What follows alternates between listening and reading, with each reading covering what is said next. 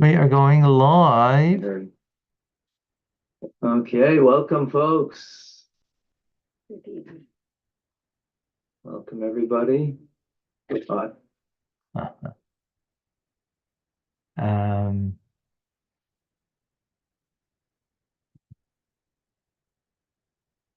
Here we go. Rambam.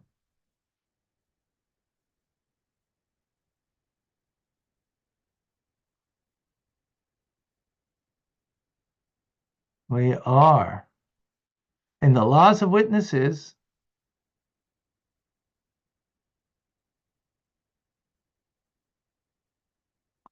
chapter 20.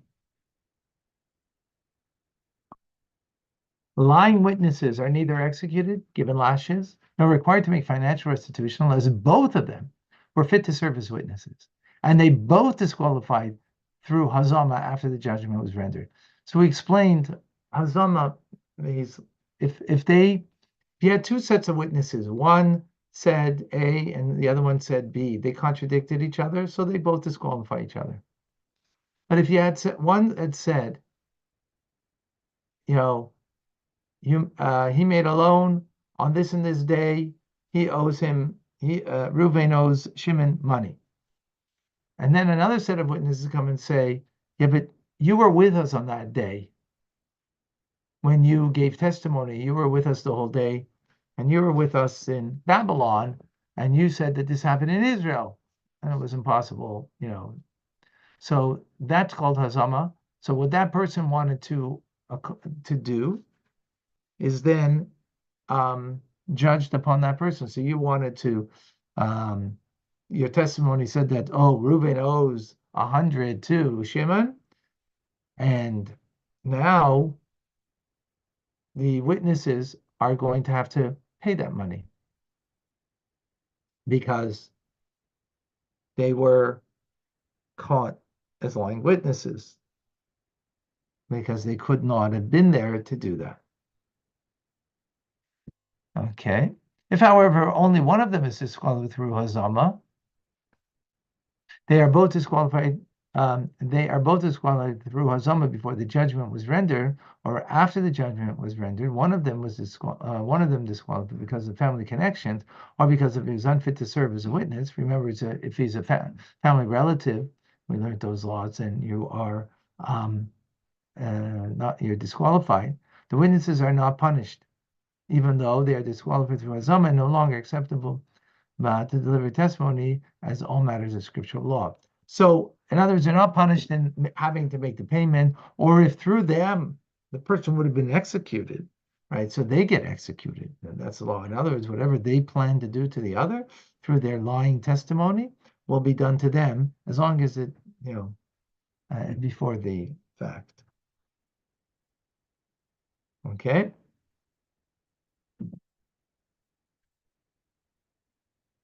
So,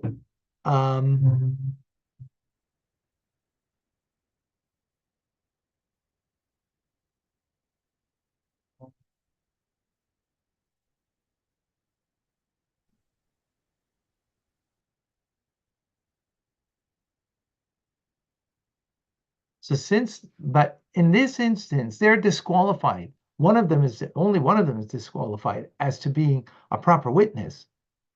So then the whole thing to begin with was not a testimony that was admitted, that was able to be admitted.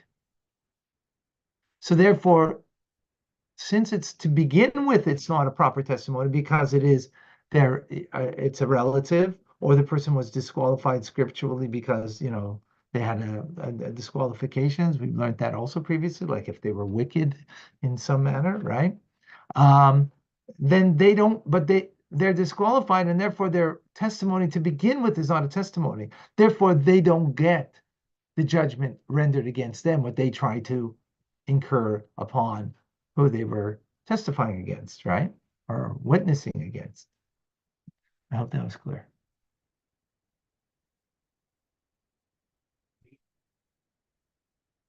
Although, according to Talmudic logic, one might differ rather, if the person against whom they testified was executed and then were disqualified for Hazama, they are not executed.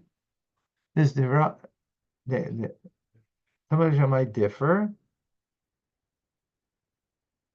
This is derived from the verse when it speaks of what they conspired to do, implied that it was already done. The rule is part of the oral tradition.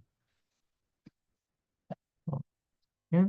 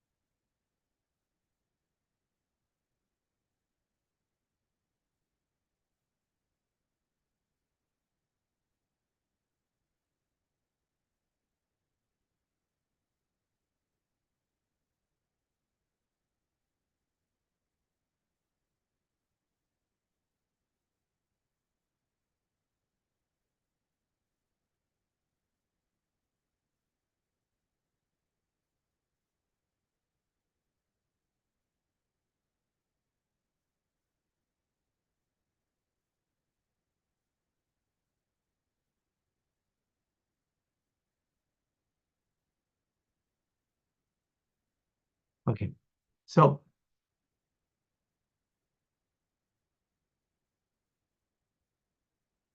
yeah. So we're talking about over here, the lying witnesses, hazama, only applies when they conspire to do something.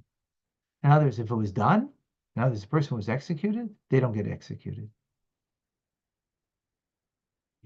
They don't get executed.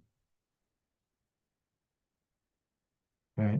In other words, Torah is saying clearly that it's only in this instance. If however the person against whom they testified was lashed, they are lashed.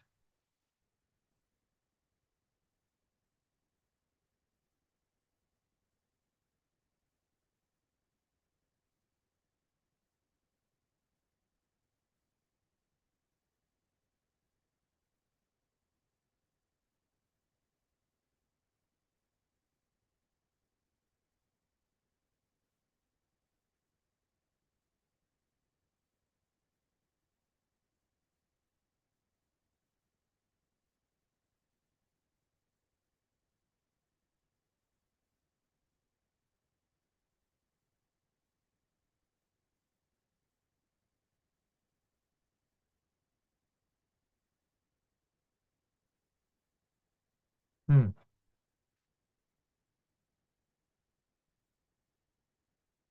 Wow. Interesting commentary say like this. Why is it that they explain why is it that if they intended to kill, they would be executed, but if the person was killed because of their testimony, they don't get executed. So, wow, death is an atonement. Death is actually a good thing in the sense of atonement, right? So, when are you given that opportunity to be atoned? Through your own death, right? That you would be executed only when you didn't achieve what you wanted to achieve. And you need to be atoned for that. Your death will be an atonement.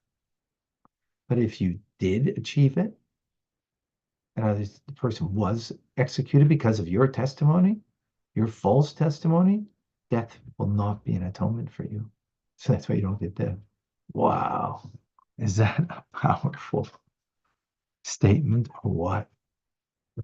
A different way to look at something, huh? Completely not intuitive. Wow.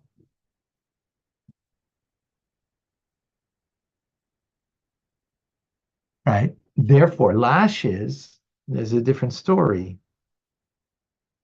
In others, the person did receive lashes, so your lashes will be, even though they received it, yeah, because death is, well, life is gone, right? Life is gone. So, um, by lashes, though, the life is still here. So, even though the person did get because of your false testimony lashes, so you get it too.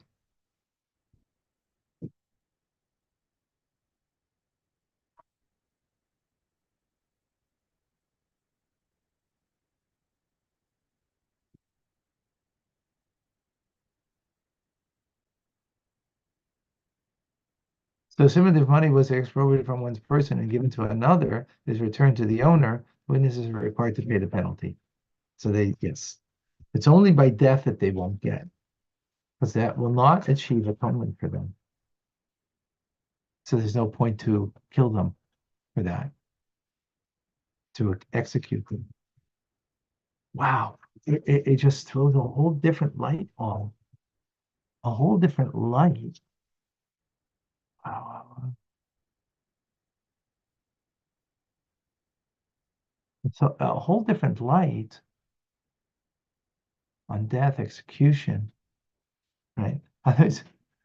Torah is giving the death sentence to somebody, right? Whatever instance, it's not just here, but because it serves as an atonement for it's good for the person.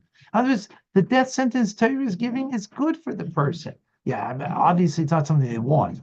Good in what you want are not necessarily, they can be mutually exclusive, right?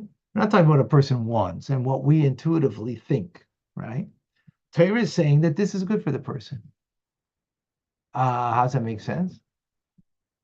Because who gave life anyways? God gave life. So it's not, wow, this is just phenomenal. I just gotta get this through my head more. It's not like you forfeited your life. That's what Torah is saying. Torah is giving you a chance that you can now benefit through your death. The person who caused the death to actually happen, though, the two witnesses who actually caused it, well, forfeiting your life, giving your life up, is not going to be a benefit. Not going to be a benefit for you for what you did. Yeah, giving up your life or being executed. You're not giving it up. It's being given up. You're not giving it. Is that yeah, we're good with that? We get the nuance over here? I'm blown away. But that will only be in the other instances, you got to pay the penalty, even though the person paid already. No, you got to pay it. Okay, halacha number 3. The following laws apply if there were 3 or even 100 witnesses. The witnesses deliver testimony in court, one after the other, each one testifying immediately after his colleague.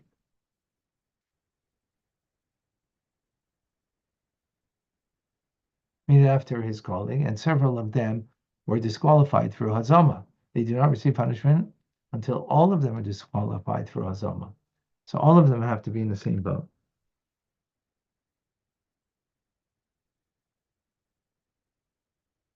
If, however, the internal the interval between testimonies was greater than the time taken for the student to greet a teacher, Shama Tanya Rabbi, which is 2 seconds between testimonies. The testimonies are divided, and the two who were disqualified through Azama are punished. If the 3 were together or the 100 were together, they're all giving testimony one after, so they're in one group. But if there are intervals between testimony. I don't understand what interval. I mean, just in talking, there's an interval, and just sometimes you take a more than 2 second pause. So I'm not clear what that means.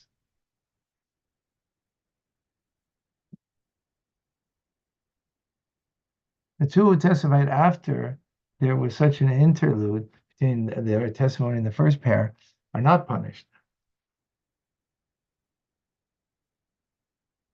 This applies even though their entire testimony is disqualified because all of the witnesses are considered as one group. And when the testimony, a part of a group is disqualified, the entire testimony is disqualified. We have like 2 things going on over here. Being part of the entire group and still separating 2 people together because there was an interlude.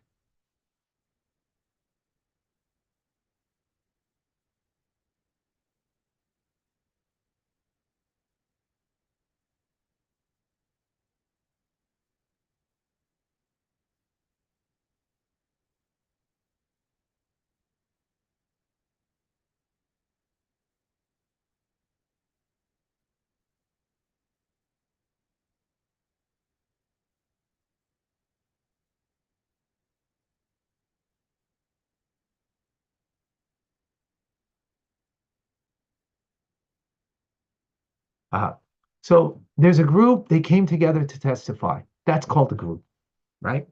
That's a classification of a single group, right? Yet, there can be a distinction and disqualification of witnesses depending on the testimony of the witnesses in court. So if their testimony is separated, they're not considered as a single group. In testimony, they're not considered a single group, but in classification, they are a single group because they came together as a single group with the intent. So like the intent of being together is one that is, but in the actual testimony, there can be a separation.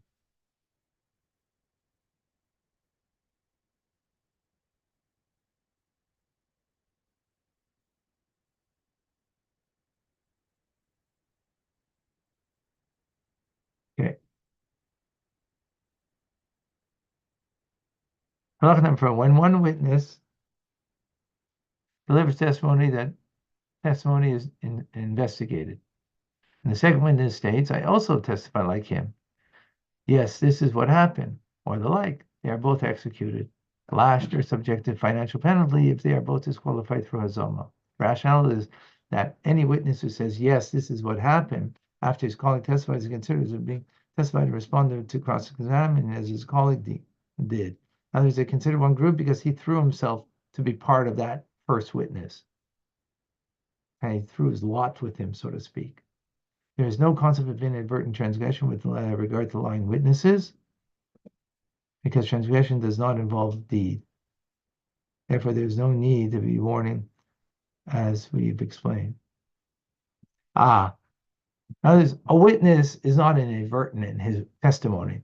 You don't have to warn him. If you're going to lie, you're going to get executed.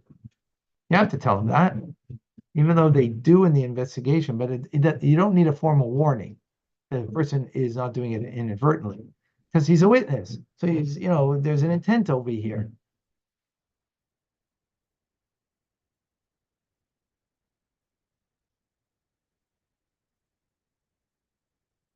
An act can be inadvertent, right?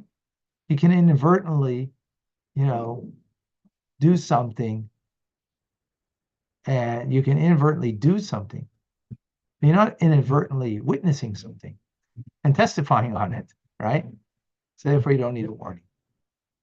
Okay, I have to stop over here, folks. Sorry, I can't continue. Thank you. God bless you all. Bye-bye. Thank you, Rabbi. Have a good day.